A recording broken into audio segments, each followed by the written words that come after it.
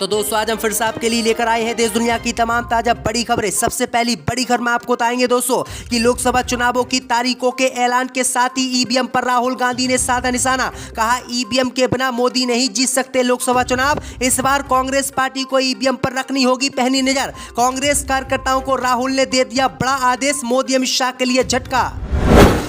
Rape पार्टियों में सांप के जहर को बेचने वाले यूट्यूबर एल्विस यादव को कोर्ट ने भेजा 14 दिनों के लिए जेल। नोएडा पुलिस ने कल ही किया था गिरफ्तार। एल्विस यादव का करियर हुआ बर्बाद। लोकसभा चुनाव से पहले दिल्ली में आम आदमी पार्टी ने बीजेपी को दिया झटका। बीजेपी के बड़े नेता को 2000 कार्यकर्ताओं के साथ पार्टी में कराया शामिल। देखती रह गई भाजपा।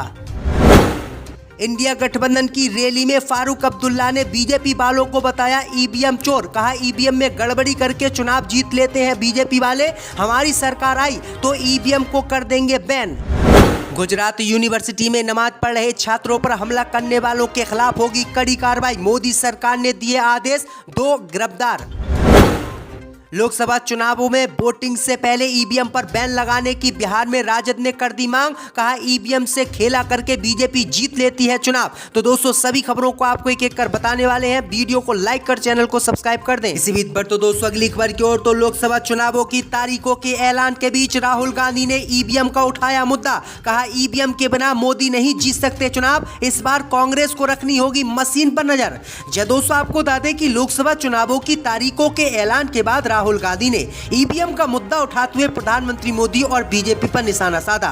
राहुल गांधी ने कहा कि प्रधानमंत्री मोदी ईवीएम के बिना चुनाव नहीं जीत सकते। राहुल गांधी ने कहा कि राजा की आत्मा ईवीएम, ईडी, सीबीआई और सभी संस्थानों में है। आगे राहुल गांधी ने कहा कि हमने लोकसभा चुनाव से पहले इलेक्शन कमीशन से कहा था कि एक काम कीजिए, विपक्ष की पार्टियों को ईवीएम मशीन दिखा दीजिए और हम खोलकर देख लेंगे कि ये मशीन कैसे चलती है। हमारे एक्सपर्ट भी हैं और हम अपने एक्सपर्टों को भी दिखा देंगे, लेकिन चुनाव आयोग ने हमको ये मशीनें दिखाने से इनकार कर दिया। राहुल गांधी ने कहा कि इसीलिए हमको अब ईवीएम पर भरोसा नहीं है और ईवीएम में गड़बड़ी करके मोदी चुनाव जीत जाते हैं। इसलिए कांग्रेस के कार्यकर्ताओं को इस बार ईवीएम पर कड़ी नजर रखनी होगी। इसी बीच पर तो दोस्तों अगली खबर की ओर। तो सांपों के जहर को रेप पार्टियों में बेचने वाले यूट्यूबर एल्विस यादव को कोर्ट ने भेजा 14 दिन के लिए जेल। एल्विस यादव का करियर हुआ बर्बाद।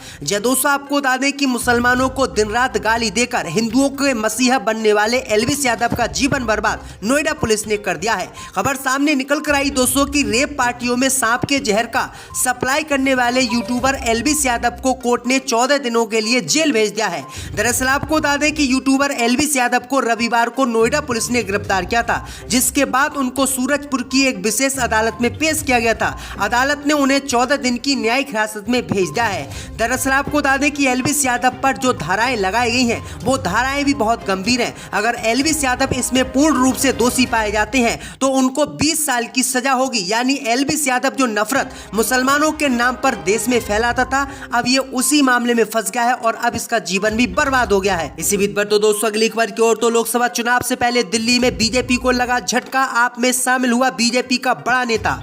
दोस्तों आपको बता दें कि लोकसभा चुनावों की तारीखों के ऐलान के साथ ही बीजेपी की उल्टी गिनती देश में शुरू हो गई है। बीजेपी को तरह तरह के झटके राज्यों में लग रहे हैं। अब खबर सामने निकल कर आई दोस्तों कि दिल्ली में ही बीजेपी को बड़ा झटका आम आदमी पार्टी ने दिया है। खबर सामने आ रही दोस्तों कि ब्रह्मांड महासभा के अध्यक्ष और पूर्व में भाजपा के युवा मोर्चा प्रदेश सचिव एवं किसान मोर्चा प्रदेश सचिव रहे राम प्रकाश भारद्वाज बीजेपी छोड़कर आम आदमी पार्टी में अपने 2000 कार्यकर्ताओं के साथ शामिल हो गए हैं, जो बीजेपी के लिए बड़ा झटका माना जा रहा है। कालकाजी से आम आदमी पार्टी की विधायक और दिल्ली सरकार में मंत्री अतिशी ने उन्हें और उनके 1000 समर्थकों को रविवार को टोपी पहनाकर आम आदमी पार्टी की प्राथमिक सदस्यता दिलाई। तो ये बड़ी अपडेट आ रही दोस्तों। इसी बीच पर तो दोस्तों अगली खबर की ओर। तो ओवर कॉन्फिडेंस से पागल हुए प्रधानमंत्री मोदी। लोकसभा चुनाव से पहले मोदी ने तैयार किया अगले 5 साल का प्लान। अपने मंत्रियों को दिया बड़ा आदेश।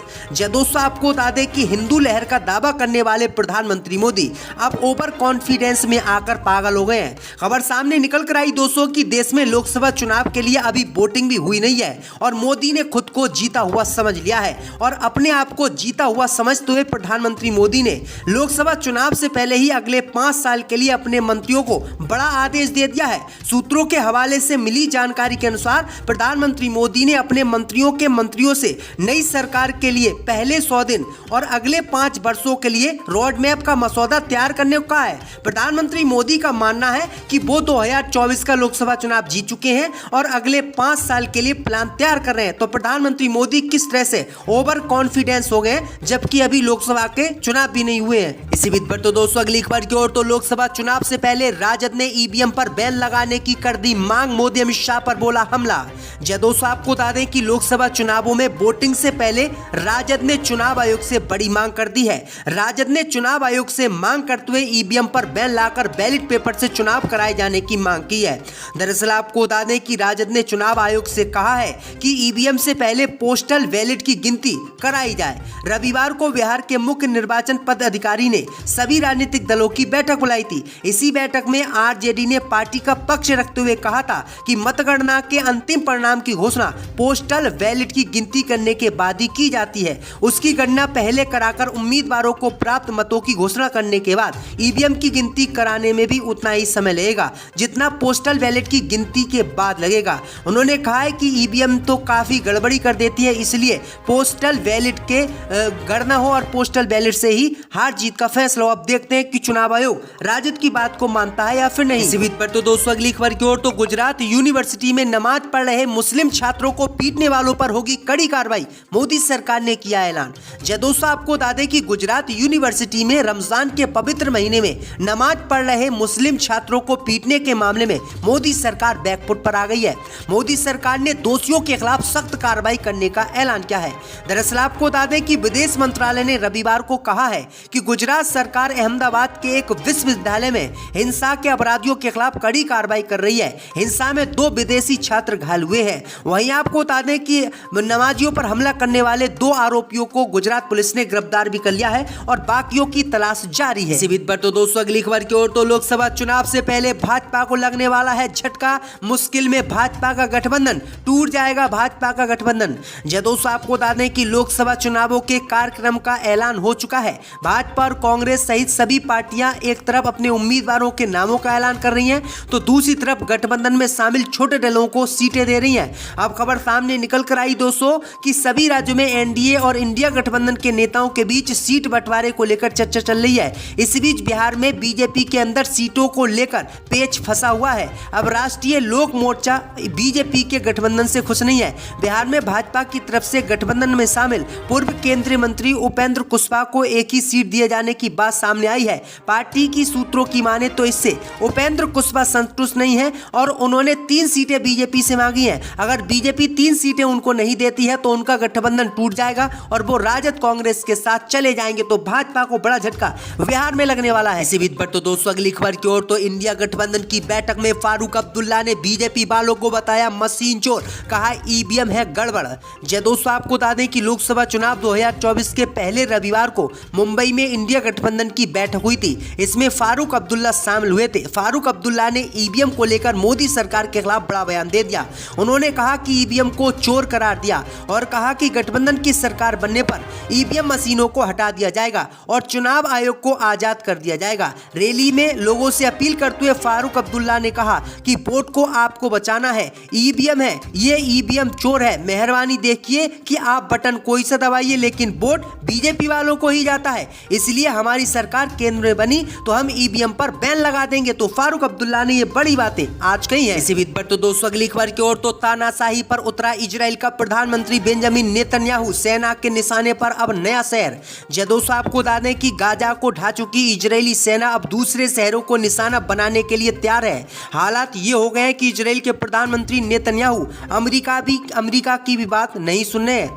रिपोर्ट के मुताबिक इजराइल के प्रधानमंत्री बेंजामिन नेतन्याहू ने इजराइल की सेना को राफा शहर की ओर बढ़ने के आदेश दिए हैं। दुनिया के तमाम देशों ने इजराइल से राफा में कार्रवाई न करने का अनुरोध किया था। रविवार को पीएम नेतन्याहू ने कहा कि उनकी सेना राफा शहर में जमीनी हमले करने से पीछे नहीं हटेगी। बेंजामिन ने हमास के खात्मे की कसम दोहराई है और इजरायली पीएम की जीत की वजह से राफा में रहने वाले लाखों शरणार्थियों की जिंदगी खतरे में पड़ गई है। आंकड़ों के मुताबिक राफा शहर में लगभग 15 लाख फिलिस्तीनी शरण लिए हुए हैं। इसी बीच पर तो दोस्तों अगली खबर की ओर तो लोकसभा चुनाव से पहले भाजपा को लगने वाला है झटका। मुश्किल में भाजपा का गठबंधन, टूट जाएगा भाजपा का गठबंधन। दोस्तों आपको बता दें कि लोकसभा चुनावों के कार्यक्रम का ऐलान हो चुका है। भाजपा और कांग्रेस सहित सभी पार्टियां एक तरफ अपने उम्मीदवारों के नामों का ऐलान कर रही हैं, तो दूसरी तरफ गठबंधन में शामिल छोटे दलों को सीटें दे रही हैं। अब खबर सामने निकल कर आई दोस्तों कि सभी राज्यों में एनडीए और इंडिया गठबंधन के नेताओं के बीच सीट बंटवारे को लेकर चर्चा चल रही है। इसी बीच बिहार में बीजेपी के अंदर सीटों को लेकर पेच फंसा हुआ है। अब राष्ट्रीय लोक मोर्चा बीजेपी के गठबंधन से खुश नहीं है। बिहार में भाजपा की तरफ से गठबंधन में शामिल पूर्व केंद्रीय मंत्री उपेंद्र कुशवाहा को एक ही सीट दिए जाने की बात सामने आई है। पार्टी की सूत्रों की माने तो इससे उपेंद्र कुशवाहा संतुष्ट नहीं है और उन्होंने 3 सीटें बीजेपी से मांगी हैं। अगर बीजेपी 3 सीटें उनको नहीं देती है तो उनका गठबंधन टूट जाएगा और वो राजद कांग्रेस के साथ चले जाएंगे। तो भाजपा को बड़ा झटका बिहार में लगने वाला है।